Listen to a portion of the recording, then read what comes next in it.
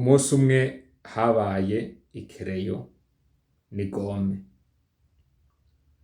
hama haraca igihe niho ikereyo yabwira igome iti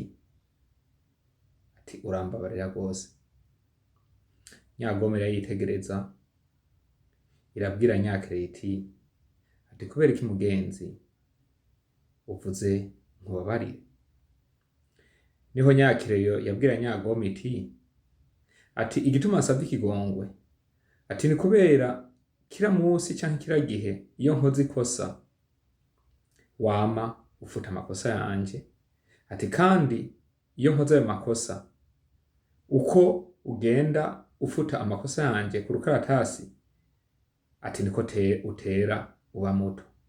Rero je kenshi birambabaza.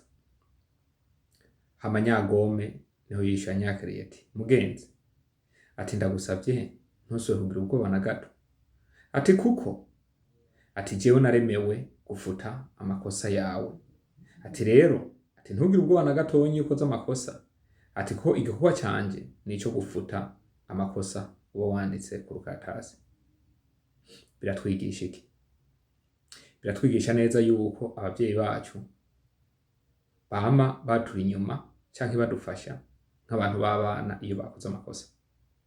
Kenshi iyo uri umwana ugakura urasohoka urugo, bikanashika ukanarongora canke ukubaka urugo rwawe, ariko ntivyigera bisigura na gato yuko umuvyeyi yama yokwigera akuva inyuma, akwama inyuma, akama agukunda. No mu rugo rwawe nubwo wogira ibibazo canke bikakugora, umuvyeyi akugwa inyuma.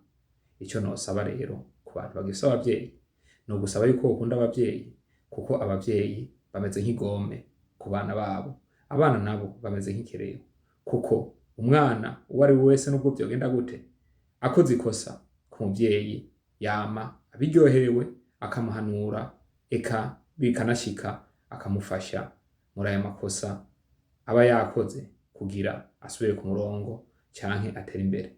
Rero bagenzi, ku muntu agifise umuvyeyi mukunde, umufashe, hama mugire umunsi mwiza. Imana ibahezagire. Murakoze cyane.